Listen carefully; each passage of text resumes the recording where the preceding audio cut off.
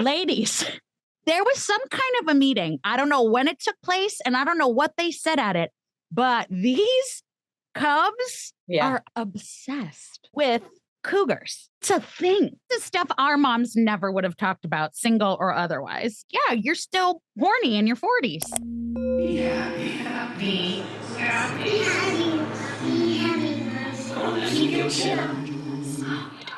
Hello and welcome back, Creative Mama fans. We're so excited to bring you part 2 of our conversation with Ellyn Marsh. In this episode, we dive into all the things from true crime and our shared obsession with the Cheesecake Factory to Ellyn's candid take on HRT, our rewatch recommendations, and her incredible journey from the Broadway stage to social media powerhouse and content creator. We try to find answers to the questions of whether we are raising our kids the same way our parents did. Are our brains actually wired to process binge-watching Netflix series? And were Donnie and Marie Osmond actually a married couple? You'll see. Stay tuned in for the answer. And here we go with Ellyn Marsh, part 2.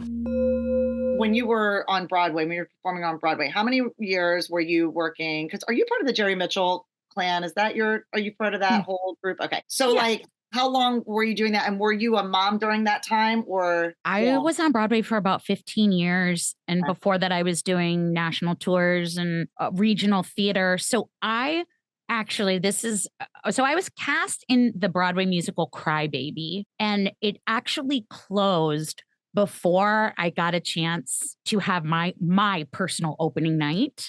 Ugh. And then I was like, okay, fuck it, whatever. I'm going to go on with my life. I had Lola, and I booked Enron, which was a play. Shortly after Lola was a baby, I was pumping in the dressing room. Was this like within the first year? So she was like a baby? Oh, she was a newborn. Yeah, she was like 6 months old. And then I just kept on working, and I worked just show to show to show. And I was a mom that whole time. And I will tell you, Broadway doesn't like moms. Broadway is maybe the most unsupportive place for moms. It's very disappointing. It's kind of like in the 50s when young teenagers had babies and like you didn't talk about it. I was like, I'm a grown woman having a baby. Shh, don't talk about it. Don't talk about it. Yeah. It's different now. I know that they've changed it, but Broadway used to not have maternity leave. But what you could do was go on disability. So having a baby was a disability. Wow. And that's, what I went through. I think it's changed in the last couple years. Yeah. But yeah, it was so hard. And and that's why there's very few moms on Broadway. A lot of moms let their careers go. And that's why the moms within the community, we just have such an understanding of how hard it is. And what you really go through to keep your job and to get more projects and to be a part of more. Yeah. And I was a married single mom. And so that was also really hard because I was working 2 very full-time jobs. I was with her all day, and then I would go to the theater. So that was a whole other thing. Was that one of the reasons or one of the motivators for moving on? Was like the way that you moved on through your creative life with Lola? Was that part of it where you were you a little like turned off by what that looked like? I think if the pandemic hadn't happened, I just would have kept on trucking and making all of the personal sacrifices for me and Lola. The pandemic for us was the best thing that could have ever happened to us. Lola will say to anyone, she'll say, hot take, I loved the pandemic. Because she, for the first time, had all of me all the time. And again, we're girly girls. We would, make butterbeer, and we would have movie nights. And every week I would show her a new 90s movie, and we would do TikTok dances, and we would choreograph. And I think it was the first time that she had me to herself. And it was the first time that I realized how important that was to her, because again, I think it's generational. We just had different relationships with our parents. My mom was really a mom, and my mom worked so hard, and she was a single mom, and there was 3 of us, and it's just me and her. And I definitely don't take like the friend approach, like this is my bestie, but we are very, very close, and we are so shockingly similar. And most of our disagreements come just from the fundamental realization of how similar we are. Mhm. But I probably would have kept going if I wasn't forced to stop, because that's what you do. You stay on the hamster wheel because that's how we define success, our busyness, how many credits we have on our resume. And I don't think if I wouldn't have been forced off, I don't think I would have. I don't know. You were able to take your creative gift and transform it into something else that you probably wouldn't have done had it not been for the pandemic. It's really cool to hear your journey. And everyone's is so different. And, the easy thing would have been for me to go back to my Broadway schedule because that's what I knew. That's all I knew. And jumping into more content creation and podcasting was something I didn't know. Yeah. And anybody who listens to my podcast knows I have one cheesy quote in my life and one cheesy quote alone, but I really do say it to myself, and it's leap and the net will appear.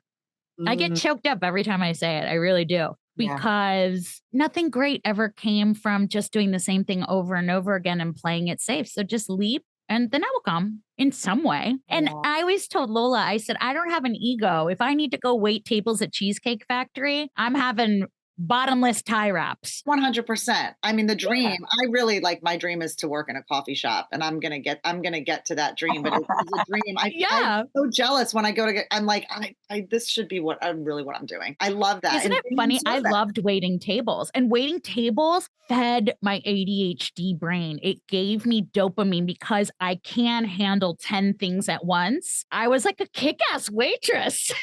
You loved being in the weeds. You're like 86 half and half. Yeah. 86 mayonnaise. There is no holidays. Yeah. Wait, you never worked at Ellyn Stardust Diner, did you? Yes, I did. Oh my God. Okay. Listen, fans, Creative Mama fans, if you don't know. Did you work there? No, I wasn't. I couldn't book it. Please. No one wanted me there. The dream of dreams. Worst/best job on the planet. So we all know in Middle America, Ellyn Stardust Diner is on 54th, 54th, and Broadway or 6th, wherever that crosses. Broadway, because we used to say we were on Broadway. We're on Broadway, singing talent, serving food, entertaining. That's we had to job sing. Actually for you. It's like that. That's the dream job then. Oh, it was great. I mean, the owners were absolute psychopaths. No joke. That. I wasn't going to bring it up, but I have heard that. Is that true? Oh, no, they're both dead, so it's fine. And they were absolutely, the man dropped dead yelling at a busser. Oh my God. He had a heart attack and died doing the thing that he loved, yelling at poor fucking hardworking bussers. Rest in peace. Stop yelling at bussers. Oh my God, that's crazy. Yeah, I would not go back. I would go to the Cheesecake Factory. I would not go back to Ellyn's, but Cheesecake Factory just for the discount on the food alone. Right. Oh God, yeah.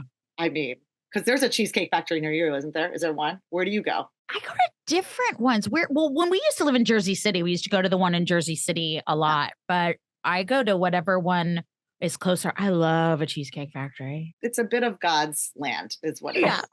Oh my God, you too. I can't. What are you listening to, reading, watching that you find hilarious right now? Reading, LOL. I cannot read, but that's adorable. Thank you for lobbing me that. My boyfriend and I are doing a rewatch of Orange is the New Black. Oh, so worth it. Such a different perspective. Going back to the pandemic, I did a rewatch of Sex and the City. Full disclosure, I actually don't watch that much TV because I watch TV as my job. I have a Love is Blind recap podcast and I recap true crime TV. So I don't sit and watch a lot of TV. My boyfriend loves TV. So I make time to watch that. It's really interesting watching very sensational shows, right? Sex and the City was so epic and it changed so many things in television. And so did Orange is the New Black. And watching those kinds of female-driven shows with new eyes is so freaking cool. What I actually was trying to explain to my partner, I was saying, this show was one of the first, might be the first, but one of the first binge shows. Netflix dropped it and you're like, whoa, I'm watching a whole season. Our brains weren't trained on how to do that because I would watch and I would stay up till like 4:00 in the morning and I would watch. But I don't think my brain could process all that information because there are some episodes that I'm like, I'm watching a new show. I don't remember this. And I actually have a pretty impeccable memory, but I think it was a reckless time back in 2013 when we didn't know how to responsibly binge watch a show. Right. So I'm like watching it with all new eyes, and it is even more fantastic than I thought it was. It's actually way funnier, way smarter. The little corners and the pockets and the way they connect the stories. I don't know. I'm just like I'm totally loving it. I get hyper fixated on things. I mean, to the point where it keeps me up at night. Yeah. And I can't, some people have that one that they go to. I'm like a goldfish. If you give me some flakes, I'll swim right over to you and I'll hang out with you for a while. I think not. Your true crime podcast. Yeah. And it's a comedy podcast and not in like any gross way. I call it true crime light because I'm the kind of person where I don't like talking about details and, yucky things or private things. We're very respectful. It's me and my best friend. We were in Kinky Boots together. And then my Love is Blind recap podcast where I get to have all my pop culture silliness is called Shut the Fuck Up, Nick Lachey. And that's with Tony Award winner Daisy Egan, the youngest Tony Award winner. And I mean, just stop right there. Shut the fuck up, Nick Lachey. Right there. That's it. But here's the question. Why doesn't he shut the fuck up? Just shut the fuck up. Nobody asked you. Nick Lachey's not gonna. Do you ever rewatch the Nick and Jessica, the Newlyweds? No, that would be a great rewatch. But it's a great rewatch because she is so precious. Yeah. And the dynamic in the relationship, it's so wild to me that like, what was it, like 2003? Everyone's in their boots with the fur, everyone's apple bottom jeans, the whole thing. It's like that time. And the clothing and the outfits and like the hair. It's not that long ago, but it's that long ago. And their relationship dynamic is crazy. They're so young. Yeah. Like, I always actually thought she was very precious.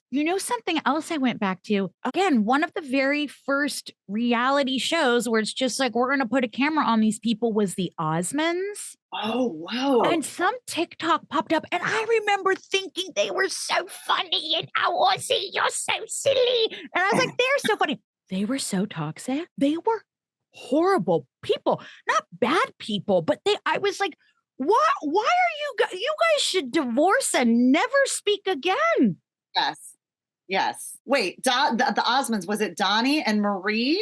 Osbornes. Oh, yeah. Donnie and Marie are sisters. Shelly, I said Osmonds and I meant Osbornes, and that's on you. I should have known that. The Osbornes. The Osbornes. Osborne, yes. You're right. So toxic, you're right. And listen, God rest Ozzy. God rest his soul. Crazy train. No one better. Crazy. No one he tried to kill her. Yes. And she would joke about it. She's like, oh, he did not mean to try and kill me. Don't be silly. We want funk. Yeah. But she was like his manager. Ozzy. No. Crazy shit. Yeah. Crazy shit. Yeah. Toxic. Right. Toxic. Let's do a rewatch of the Osbornes, and then we'll turn on the Osmonds and see what they're doing. Well, when you said they were married, I was like, "What, Donnie and Marie married?" They were. Well, listen, they're brother and sister, weren't they? Yeah. Mm-hmm. Kardashians. They're like neighbors of mine. Kardashians, and then we have Jamie Foxx, and we have Britney Spears, all in this neighborhood. So there's always drama. And one of my dear friends actually is pretty first with Jamie Foxx, and there have been busloads. Because his kids go to a high school in our neighborhood. So busloads on weekends of kids between, 15 and 22, just piling into Jamie Foxx's mansion, but having wild parties and leaving like crazy like litter all over the place. So of course, is Jamie Foxx there? Is he there when these parties are happening? I have no idea. And so I was thinking about it like on a smaller scale as a parent. if you're like, okay, well, my kids are in high school and they're going to have a party, I'm going to have it at my house.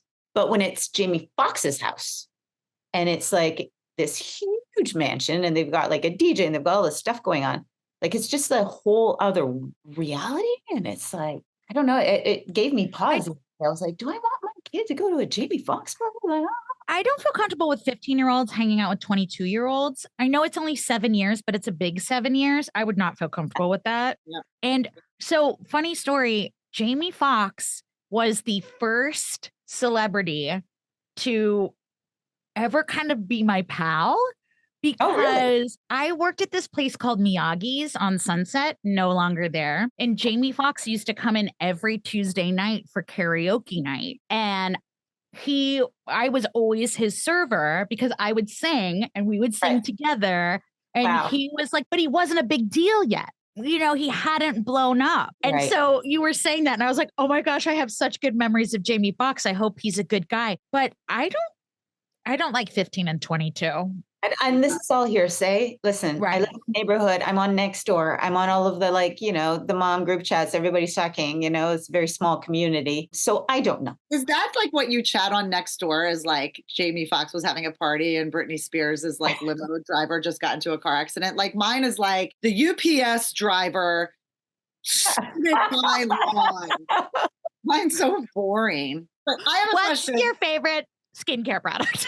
Yes. What is your favorite skincare product? I really am on the Korean skincare train. Like, you're not kidding. Oh no, I'm a believer. I'm a lover. I love Nina Poole on TikTok. She finds dupes. Do you know Nina Poole? No, but I'm going to because I love the dupes. Well, so her autism comes through in the form of reading ingredients. That's not me saying it. She's like, this is how my autism plays out. And so she's like, she will map out ingredients and find very, very, she calls them duperoonies and she finds dupes. And I'm all for it. And I have done like deep research on Korean skincare. They're like 10 years in the future, actually there. They don't use any of the ingredients we use here? Like much? No, I mean, like there's a lot of niacinamide. Niacinamide is a big one that they've brought over, but all kinds of, you know, reactors and like hyaluronic acid and different kinds of things. And they explain it well. And yeah, it completely worked. I am totally on board. I'm 67. So I mean, you don't look a day over. You look at like 30. I mean, honestly. Can I just say something? Yeah. Just came back from the bathroom. So I'm on HRT right now. Which ones? So I'm taking estrogen and progesterone. And then my doctor's going to reevaluate. And then we're going to talk about the testosterone. But she's increased my dose because when I got on my original dose, like when she finally took another blood test, she was like, I'm really disappointed. Like your numbers are still really low. Mm-hmm. And she upped my dose. But like I stopped having my period. And I like have my period again, you guys. It's crazy. What? Yeah. Because of the hormones? Because of the hormone replacement therapy. Like I have to tell you, the brain fog is gone. That's for real. I feel stronger. I feel I can sleep better. I don't have night sweats anymore. Like there's so many benefits to HRT, but I'm like, why am I having my period again? Mm-hmm. Sorry, I say that because I would think that's like a good thing. I don't know. I don't feel all of those symptoms. The only thing I feel is my anxiety. I know that sounds really stupid. Anxiety is actually gotten to be almost unmanageable. Yeah, that's what happened with me. And it's over ridiculous things. I'm not a chronic people pleaser. I'm a toxic people pleaser. I do it to the detriment of myself. It's actually something I'm really trying to work on. And there are just things. And then I'll recognize the feeling in my body. I'll recognize my body getting warm, my heart rate going up. And then I get mad at myself. Why are you getting anxious right now? What is wrong with you? Control yourself. Breathe. I have turned into a crazy person and I hide it from people. I mean, bigger conversation, you know, for another time. I've now recognized that I have masked most of my life to mask the fact that I am, you know, who I actually am. And so unplugging from the matrix and trying to be a normal human it's hard to, feel those emotions, but I have noticed over the past couple years, and then that affects sleep. I don't have night sweats, but there are days, you guys, where I can't sleep. I don't mean I get 2 hours of sleep. I mean, I don't close my eyes. I mean, I do not go. It happens about maybe twice a month. And then 5:15 rolls around or something. I'm like, well, I guess we're starting this day. Oh, God. And I have never been like that. I am like a vampire. I just like, I can sleep hanging upside down. And then that has been the biggest turn for me, is just this interrupted sleep. You do that too? No, I was thinking, but the anxiety, it started with that for me too, was like, that's where it started. That was like the first symptom, but you're like, you feel like you're in the middle of it right now, like starting with all of that and perimenopause and all of that. I could loop this back to motherhood. Ready? I didn't recognize what an anxious person I was until I had Lola, because then your anxieties are projected somewhere and it no longer becomes about things you can control. Oh, why did I say that? Why did I do that? It becomes about, oh my God, is she breathing?